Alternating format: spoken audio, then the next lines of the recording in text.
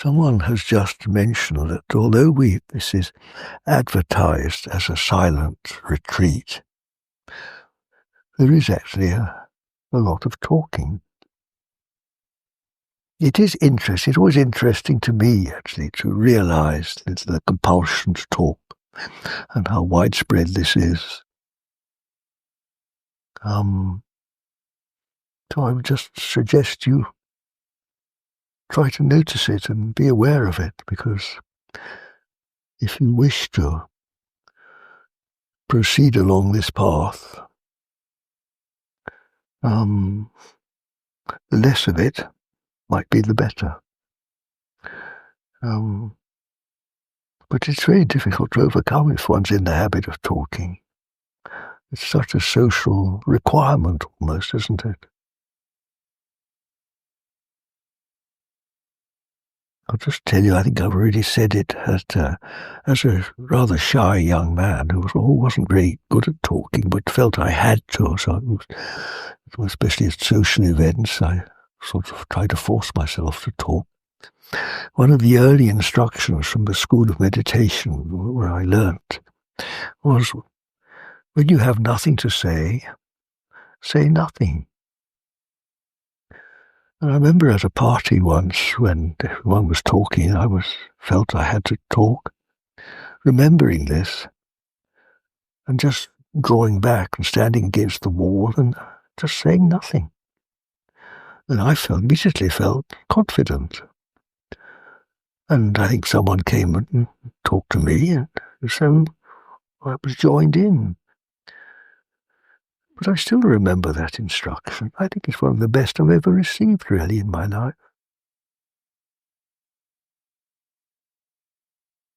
So, if any of you are interested, I commend it to you. Find the comfort of just being quiet, and then you'll find other people are probably more comfortable also. You can just smile and find a new depth of communication, introducing one to this wonderful, rather not very well-known world of silence, which is so rich, really, in comparison, although that seems absolutely absurd, doesn't it, to a worldly point of view? How can anything be more meaningful than what we call communication? Think of that word, communication. It's with that which is one, isn't it? Union. And the real union, you see, is this.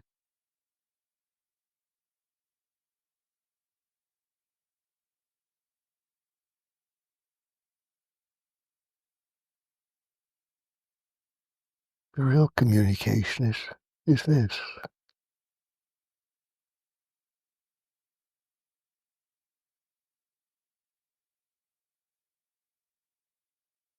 As we all recognize now, don't you? It's not of this world, is it? Kingdom of God is not of this world.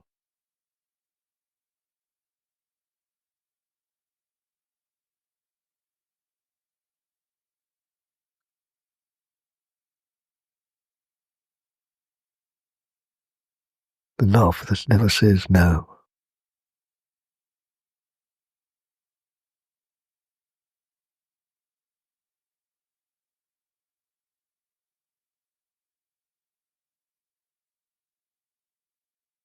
Again, over breakfast, just listening to a conversation, how earnestly nearly all of us want to make the world a better place in our various fields of endeavour.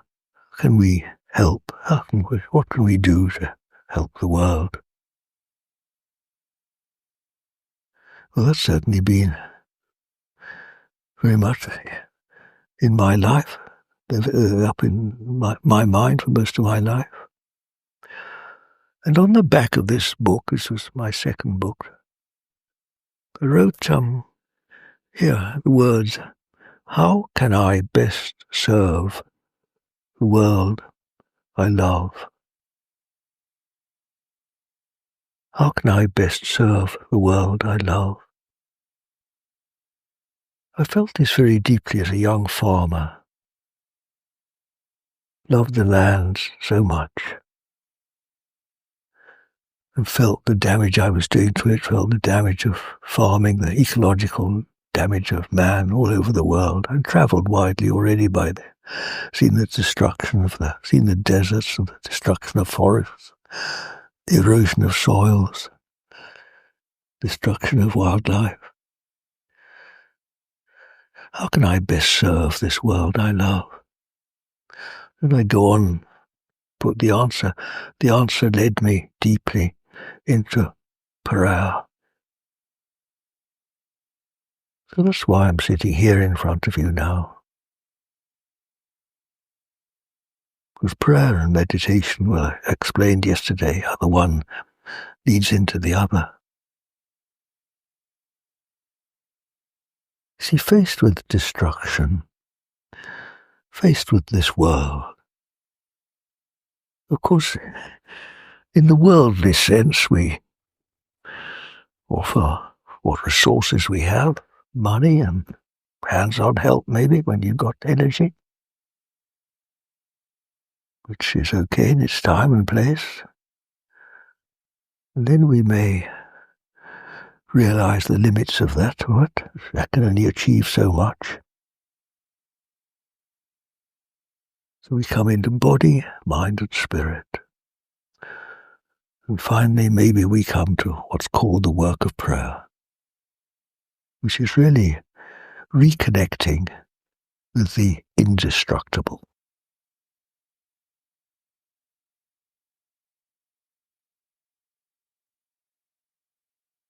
With the eternal.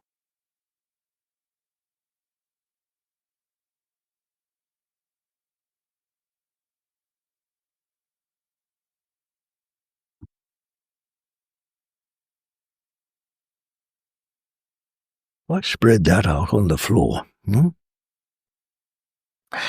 If those of us here, to just some degree, connect with this oneness, you see, the one person who meditates and lets go and raises for a few minutes, few moments even, his own consciousness.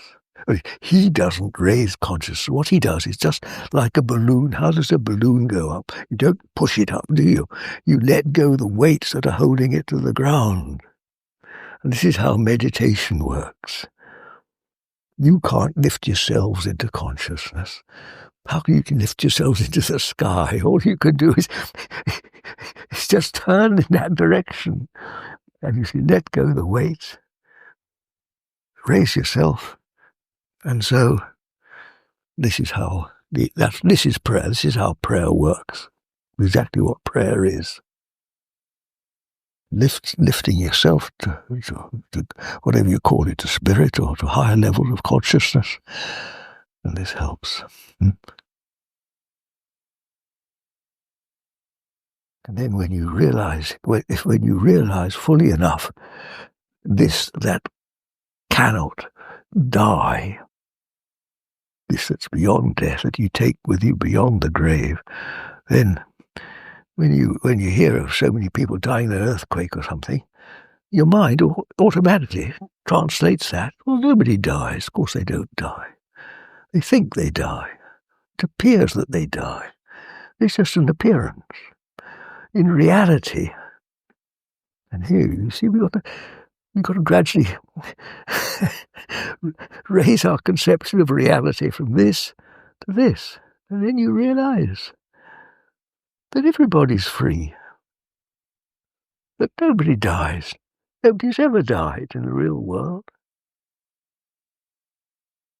It's only the works of darkness that appear to die. Again, like I was showing you this thing of St. George. Here are all the troubles of the world. And in prayer, you rise above it.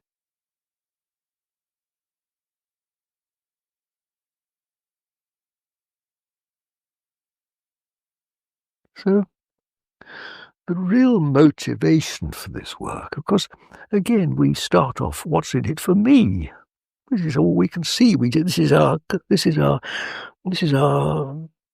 vision. Me. What am I going to get out of it? That's how we start.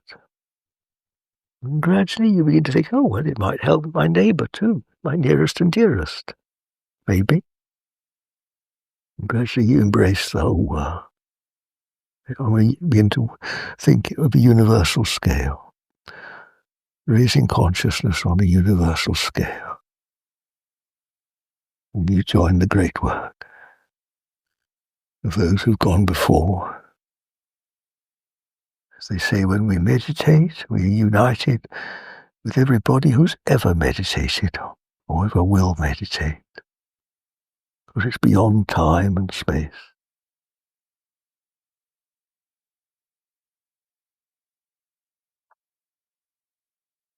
It may just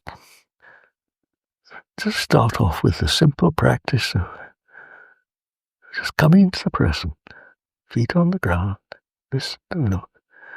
Just hear this run away, sort of robotic sound that's pouring out of our mouth, just automatic responses. Just its ways stealing us away from being present. So that's the effect of it. Come into the present, and immediately you'll feel this presence. The invisible friend that's with you. Come unto me, it says. Turn this way.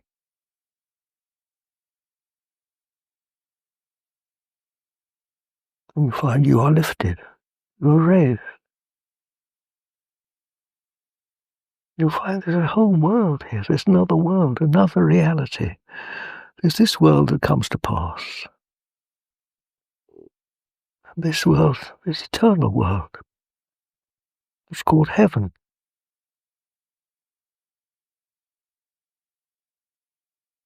Which is within you, in the sense of within your consciousness, within consciousness.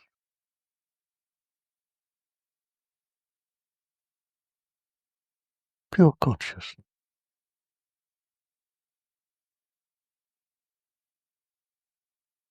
And this is why it's called the work. It is work for everybody.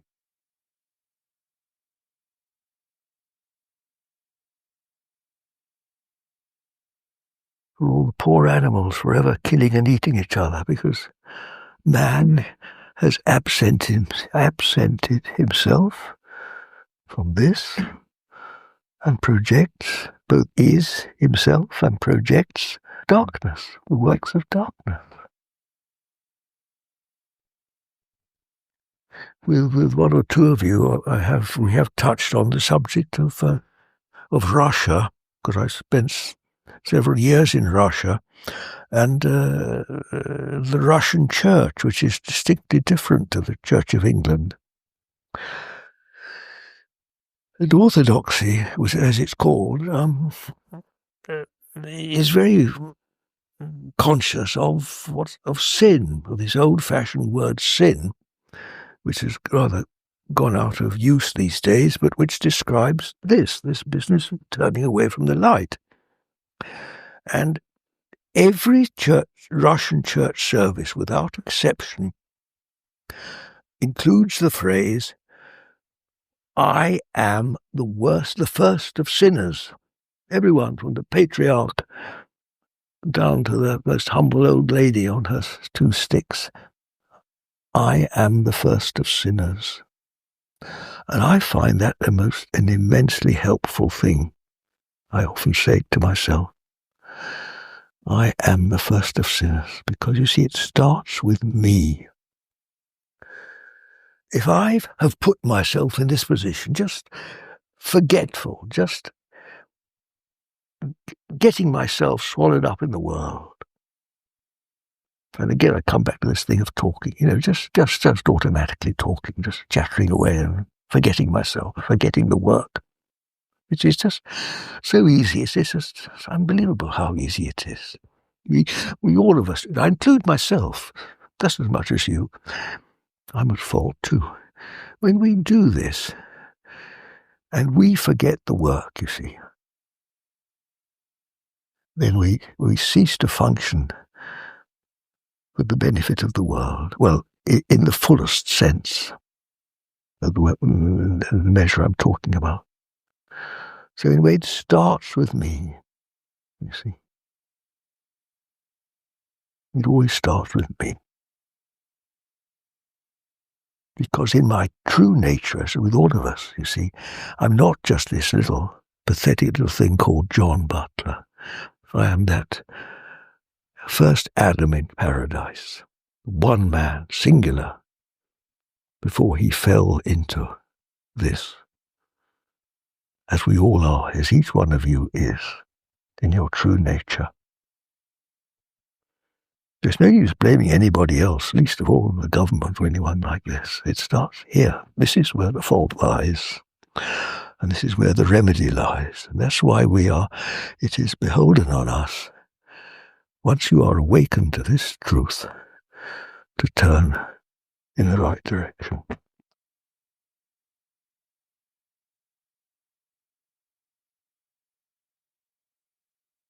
The responsibility lies here.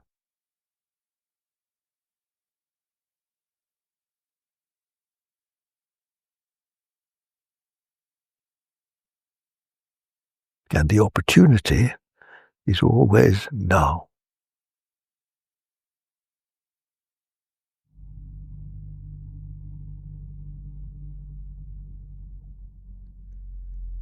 You can feel it, can't you? So if you're really concerned about the world, this world we all love, this is the possibility.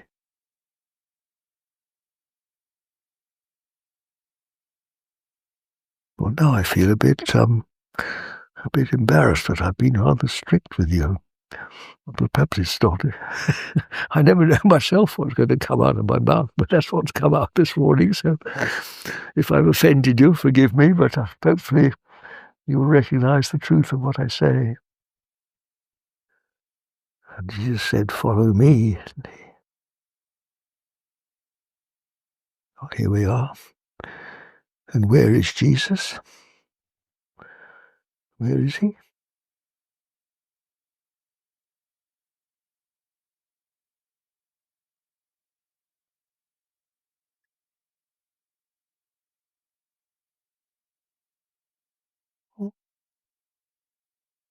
Well, what is it? What is there in this room that never changes, that is always present? That's what we're talking about, isn't it? Just this.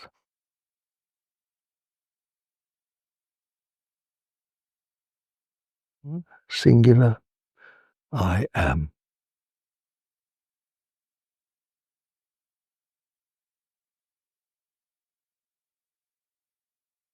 See, from Adam, first man, we fall, and unto we return. Like one great out-breath and in-breath of creation.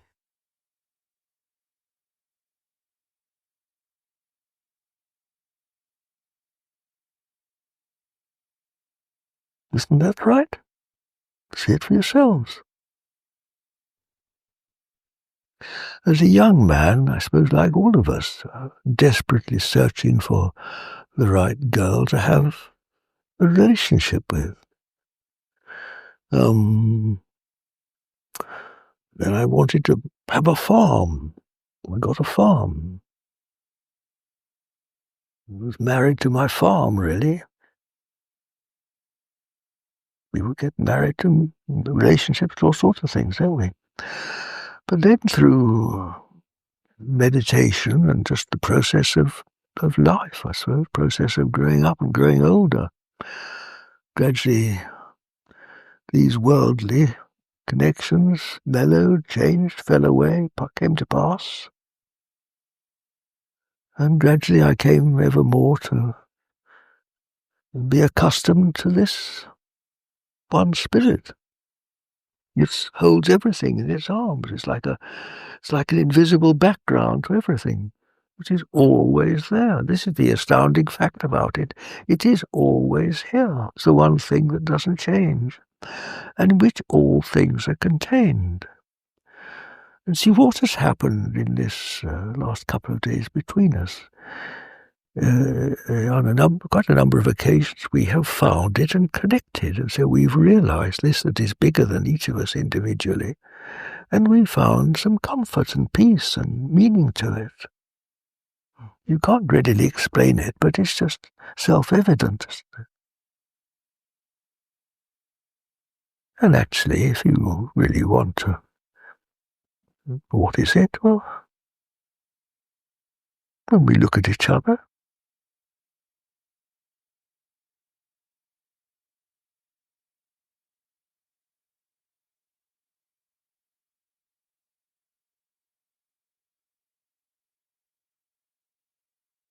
don't need to touch each other. It just passes, doesn't it?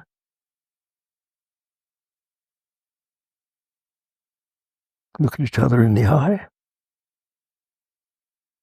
Of course, often the eye sends back a message of suspicion or a message of don't know. What? No, not for me. This is just humanity, isn't it? It's just the game we play with each other.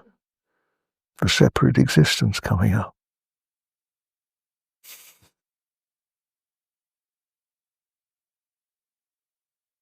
The pure in heart see God. The pure in heart meaning absence of me. So that really we come to realize is the real relationship. The others are of this world and subject to all the features of this world. One reason I love this practice of meditation is that it's the way I was taught it is that it's so gentle. And it was introduced to me as a busy young farmer, quarter of an hour, night and morning, which even that was too much for me to do at times when I was busy on the farm. But I was encouraged by weekly attendance at the school, going down to London, to keep going. And thank God I did. And gradually after several months or even a year, I think, it was extended to 20 minutes. And then over a longer period to half an hour. And I was never really encouraged to do more than half an hour. And I think that's a very good standard measure. I'm not honestly too keen on getting a group like you together and sitting for an hour and a half. I've tried to tell you not to force it and get up and walk around or just leave the room if you've had enough. Because, at least as I was taught it, the last thing is to force it. It's very gentle. It is something to introduce into a busy life without changing anything. And gradually let this permeate one's busyness, one's chattering mind, which it will do with practice. It's rather like salt on food, Yes, I'm not one for. Very few people jump in the deep end straight away, but that's not the way I was taught. Not sure we can take the kingdom of heaven by storm. We have to be invited. So that's why, dear, I think it's actually a bit artificial to make you sit for an hour and a half. Some of you can obviously do it, others are not comfortable with it, and I feel a bit uncomfortable myself. You see, it's from this stillness that this is really where it comes from. if you think of it like, again, think of the sky, you see. Even on the clearest day, so the people who know these things tell us that there's very fine water vapor up there somewhere, you know. And the first we see of it is when it condenses into the finest little clouds, little wispy, fluffy things high up in the sky. And then these clouds come together, don't they, into thicker, and eventually form rain clouds. And then the rain falls. Leaks and puddles and things. And along comes the frost. And it freezes into solidity. Now see, this is how it happens. It starts up there in spirit, you see. In the beginning was the Word, and the Word was with God, you see. It all precipitates. It's just like the precipitation of the rain, and then freezes into this. And you and I are really just frozen spirit. We are like the crystallized frozen spirit into matter. See how it happens?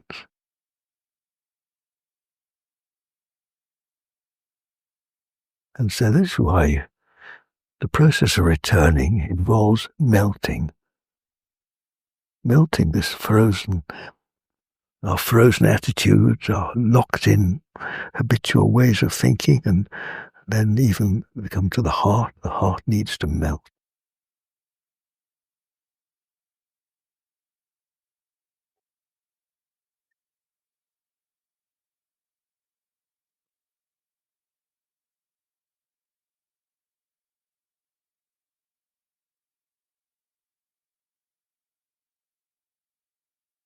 Originated.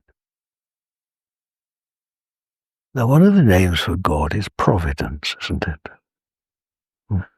The one the Lord will provide.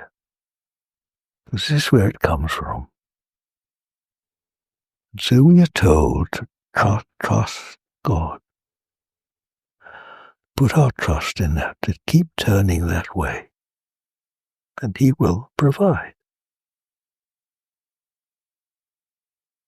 Because if we're dependent on this, you see, it can't happen, because we're shut into our own provision. So you depend on the government for handouts or something, or your employer. You depend on man. And this way, you depend on providence. Oh, it's a very, very big step indeed to turn from that to that. Because, again, we're totally conditioned to function in this world. But this is the direction, you see. To let go our dependence on that and turn towards the one who provides, towards providence. Think of the scripture, take no thought for the morrow, what ye shall eat or drink, but seek ye first the kingdom of God, and all will be added unto you. One of the most astounding examples in my own life is the fact absolutely no effort whatsoever of my own, apart from the fact that I just sat and meditated for 60 years. All you lot have appeared. And a few more on virtual reality, on the tip on, how's it happened? I haven't done it. Where do these things come from? How do things happen?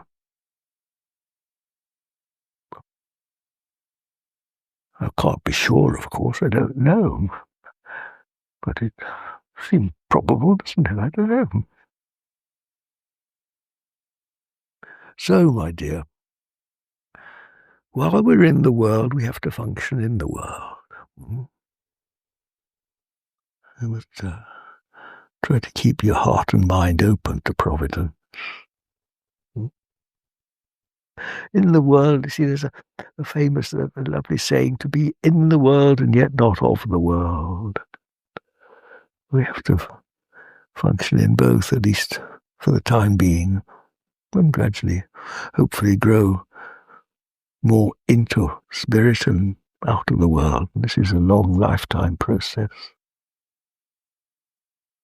Again, I remember the instruction from the School of Meditation where I studied with them for 20 years. And time and again we were told, we were given duties to do, and the duties included cleaning the houses or making refreshments or, just doing whatever needed doing, painting the house. And we were always told, don't work for results. Just be present. And whatever you're doing, we were usually given something with a hand, with a brush or a knife or something. If you just attend to what you're doing, just feel the knife cutting or peeling the potato, for example. Just listen to the sound of the knife peeling the potato, and do it like a work of art, with total care, total precision, 100% attention. Now, if you function like that, you'll find that is perfect meditation. Because if you give your attention 100% to what you're doing, you've got no attention left for anything else, have you? It's just everything can become like a mantra. Everything. 24/7 throughout your life. I suppose you can even do it on the keys of your phones and computers. But it's easier to do it with a thing like that. It's very, very useful exercise. And then, miraculously, without looking for results, you see, which always takes you away from the present, because you're thinking about what you're going to make out of it. Then you'll find you do your work well. And you'll be surprised how the house gets painted, and the meal gets cooked, and your job gets done. Because just think how inefficient we are, how inattentive we are. Think how much of your energy is spent on this, on thought, distractive thought, taking you here, there, anywhere but present. You've only got to just observe people in the supermarket or in the street or anywhere to see that almost nobody is present. This is absolutely amazing. Once you begin to take on board the importance of being present, to realize that it's almost unknown in people's lives. So we live in fear and anticipation, the mercy of circumstances, literally. It's well called being present, the presence of God. It's the two words. One fuses into the other, doesn't it? Another thing I like to say, we can never be closer to God than in the here and now.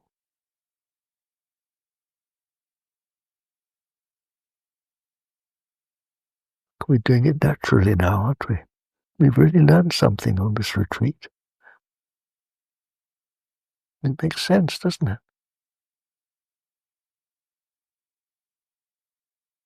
And yet, surprisingly, I can tell you this again from my own experience, is that because I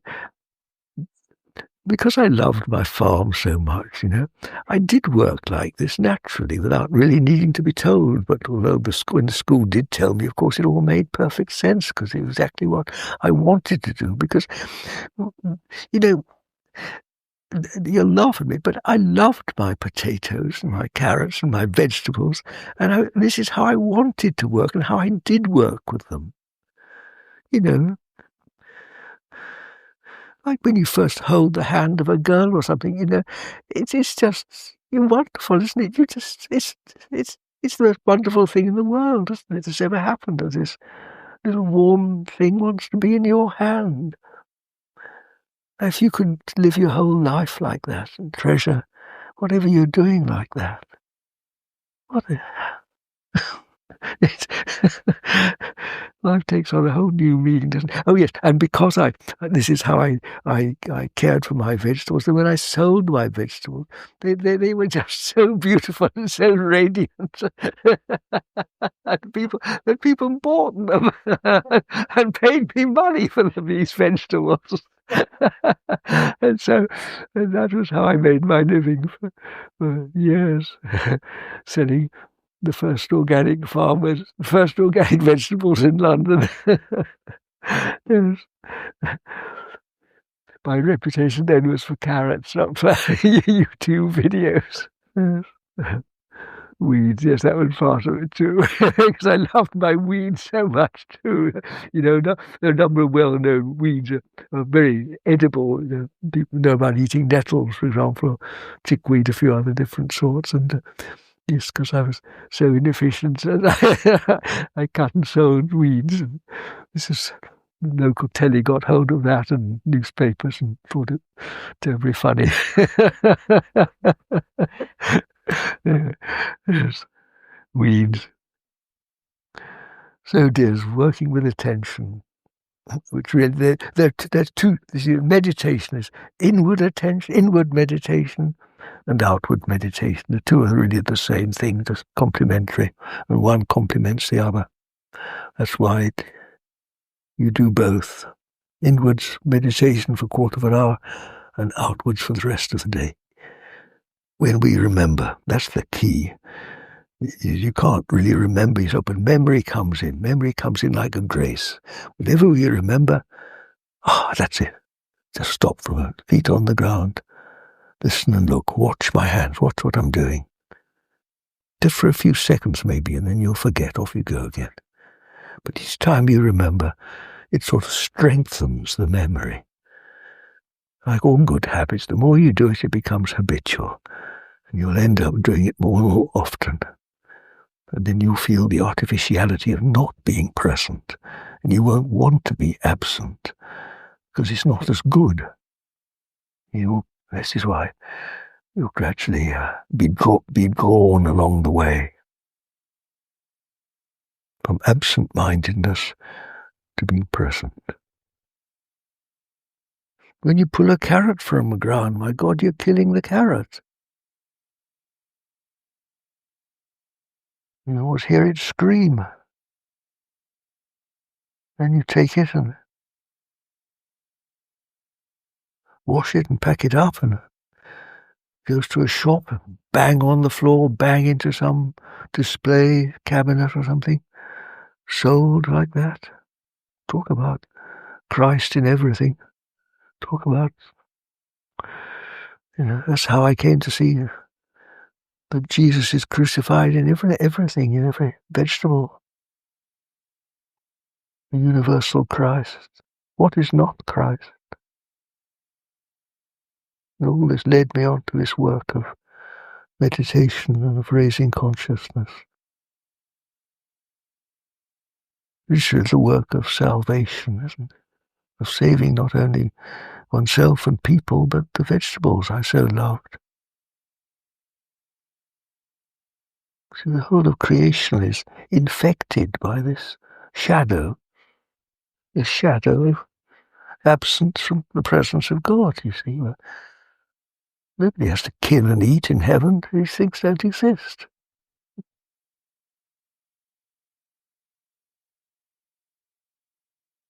Because religion serves a very good purpose there, doesn't it? A gradual introduction to the candles, the incense that Jeremy refers to, often invite one in. Church is very keen on music, isn't it? It's hymns and prayers and things. And really, we have a sort of inner compass, don't we, in all of us, towards what we love. Even if it's just a hobby, we and to these things we usually give more attention than to things we're not interested in. So we learn naturally. Looking back over my long life, it seems to me that I've been pulled, I don't quite know how, through my life naturally. I don't know if I've done anything very much. It just seems to have happened naturally.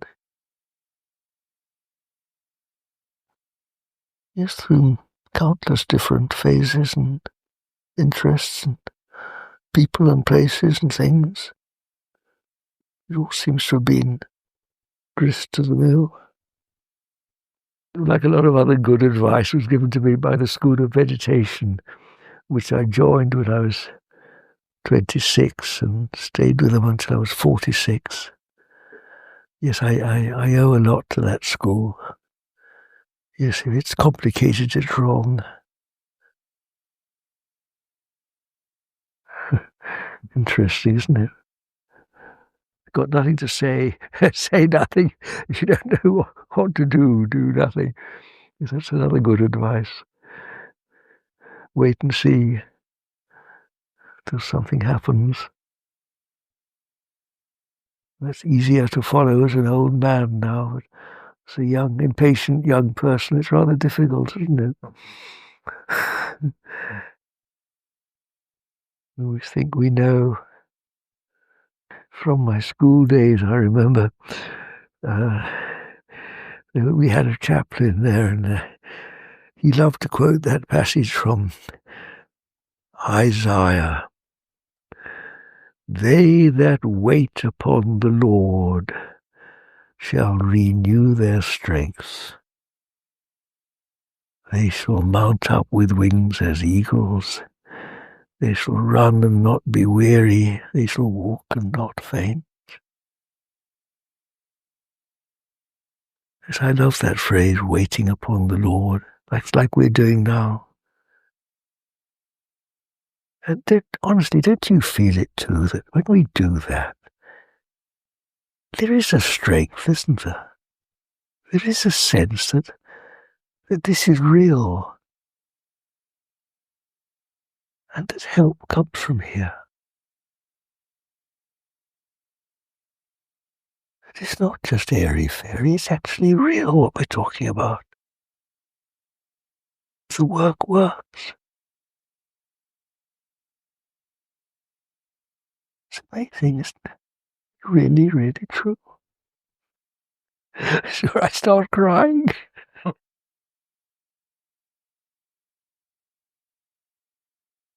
can't even believe it myself, but it is true.